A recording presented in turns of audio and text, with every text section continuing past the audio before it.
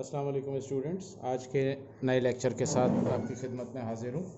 आज का जो हमारा टॉपिक है वो जर्नल है और उसमें क्रेडिट सेल्स की ट्रांजैक्शंस आपको बताएंगे आज कि क्रेडिट सेल का मतलब यानी जो सामान हम बिज़नेस में उधार पर सेल आउट करते हैं अपने कस्टमर्स को, उसे क्रेडिट सेल कहा जाता है। तो चलें हम अपना सवाल स्टार्ट करते हैं। पहली जर्नल एंट्री है sold office building on credit ₹70 lakh. हमने ऑफिस बिल्डिंग क्रेडिट पर सेल आउट की है।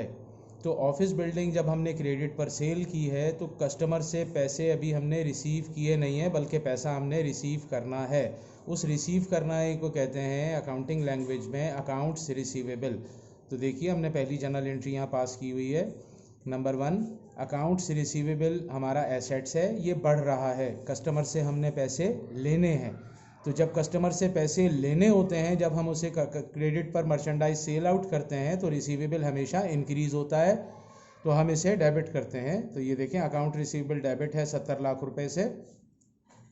और ऑफिस बिल्डिंग चूंकि हमने सेल आउट कर दी है, ऑफिस बिल्डिंग हमारे हाथ से चली गई, हमारे पास से गई, तो ऑफिस बिल्डिंग भी हमारा एसेट्स है। इस एसेट्स में कमी हुई है, हमने इसे 70 लाख रुपए से क्रेडिट किया है।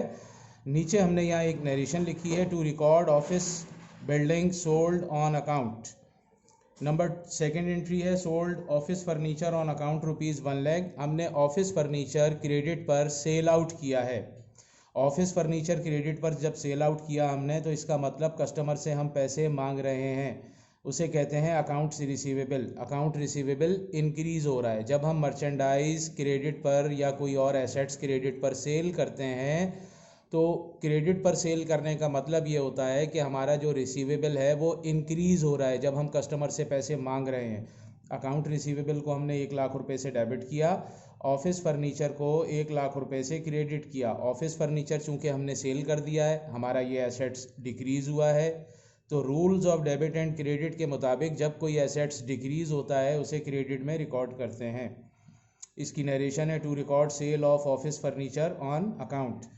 Entry number 3, sold land to mister Arif ₹3 lakh. अब हमने ज़मीन जो है वो उधार पर मिस्टर आरिफ को सेल आउट की है, तो अकाउंट रिसीवेबल हमारा इंक्रीज़ हो रहा है। इसमें देखें मैंने यहाँ शॉर्ट फॉर्म यूज़ किया अकाउंट रिसीवेबल की। स्टूडेंट्स आप लोग पेपर में अकाउंट रिसीवेबल फुल फॉर्म में लिखिएगा, शॉर्ट फॉर्म अवॉइड करें, ठीक है। अच्छा, इस एंट्री में कस्टमर का नाम गिवन है कि किसको ज़मीन बेची हमने, मिस्टर आरिफ को।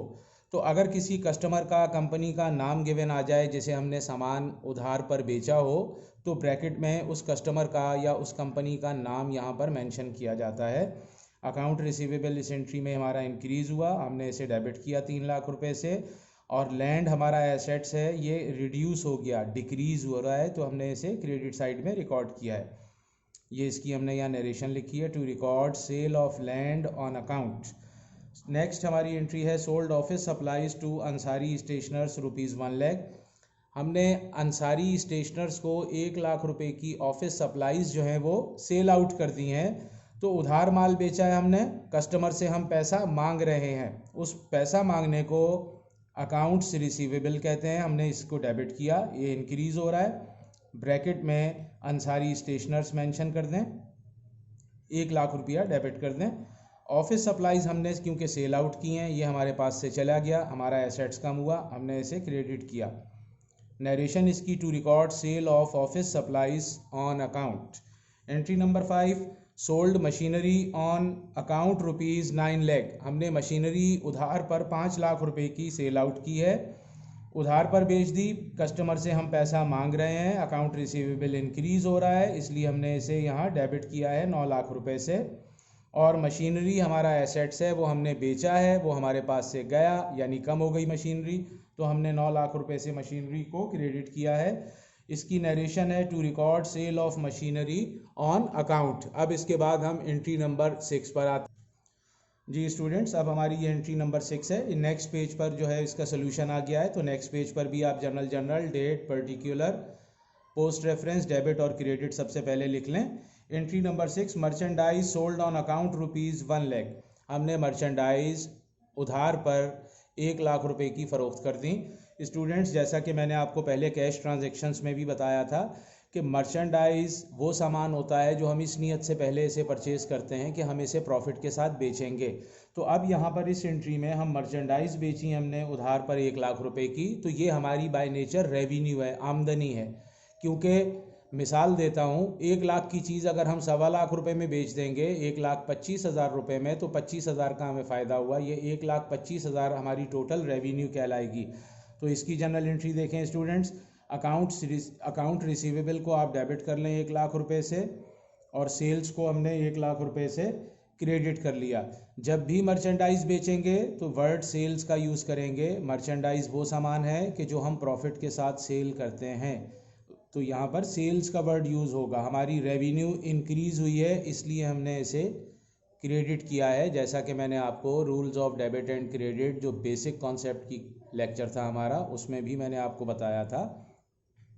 एंट्री नंबर 7 है क्रेडिट सेल्स ₹20,000। क्रेडिट पर हमने सेल की है 20,000 रुपये की, तो इसकी एंट्री भी हमने उधार पे माल बेचा, पैसे हम कस्टमर से मांग रहे हैं। अकाउंट रिसीवेबल को हमने 20,000 रुपये से डेबिट किया और सेल्स को 20,000 रुपये से यहाँ भी क्रेडिट किया है, क्योंकि मर्चेंडाइज ही बेची गई हैं। अगर सिंपल कहीं पर क्रेडिट सेल्स लिखा हुआ आ जाए तो इसका मतलब भी यही होता है कि हमने मर्चेंडाइज सेल आउट की हैं। अगर कोई एसेट्स बेचा जाएगा तो उसका हमेशा नाम एंट्री में मेंशन किया हुआ होगा। Entry number 8 sold office equipment on credit ₹2 lakh. हमने ऑफिस इक्विपमेंट 2 लाख रुपए का उधार पर सेल आउट कर दिया है, तो कस्टमर से हम पैसा मांग रहे हैं। हमने अकाउंट रिसीवेबल को डेबिट किया 2 लाख रुपए से, और ऑफिस इक्विपमेंट क्योंकि हमारा एसेट्स है, इस एसेट्स में अब कमी हो रही है, इसे हमने यहाँ क्रेडिट किया है 2 लाख रुपए से। एंट्री नंबर 9 है sold delivery truck on account ₹15 lakh रुपए। हमने डिलीवरी ट्रक उधार पर 15 लाख रुपए का सेल आउट किया है, तो इसकी जनरल एंट्री में भी अकाउंट्स रिसीवेबल को हमने डेबिट किया 15 लाख रुपए से, और डिलीवरी ट्रक जो है 15 लाख रुपए से क्रेडिट हुआ है यहाँ पर। To record sale of delivery truck on account, इस एंट्री में भी एक एसेट्स इंक्रीज़ हुआ है और दूसरा एसेट्स डिक्रीज़ हुआ है। जो assets rules of debit and credit को अगर हम फॉलो करें तो जो एसेट्स इंक्रीज़ होता है उसे डेबिट साइड में रिकॉर्ड किया जाता है, और जो एसेट्स डिक्रीज़ होता है उसे क्रेडिट साइड में रिकॉर्ड किया जाता है। Entry number 10 sale of vehicles on credit ₹30 lakh. हमने गाड़ियां बेच दी हैं, तो account receivable debit 30 lakh rupees से, और व्हीकल्स जो है वो क्रेडिट कर देंगे हम 30 लाख रुपीज़ से। तो ये हमारी जनरल एंट्रीज़ जो हैं यहाँ पर ये कंप्लीट हो गई हैं आज की। ये क्रेडिट सेल से रिलेटेड हमारे कुछ ट्रांजैक्शंस थे, और मैं उम्मीद करता हूँ कि ये आप लोगों को समझ में आ गए होंगे। तो इंशाल्लाह ताला इसके बाद जो अब हमारा जो नेक्स्ट लेक्चर होगा वो रेवेन्यू बेस्ड ट्रांजैक्शन के ऊपर होगा, वो इंशाल्लाह ताला इसके बाद आपको लेक्चर में फिर बताएंगे।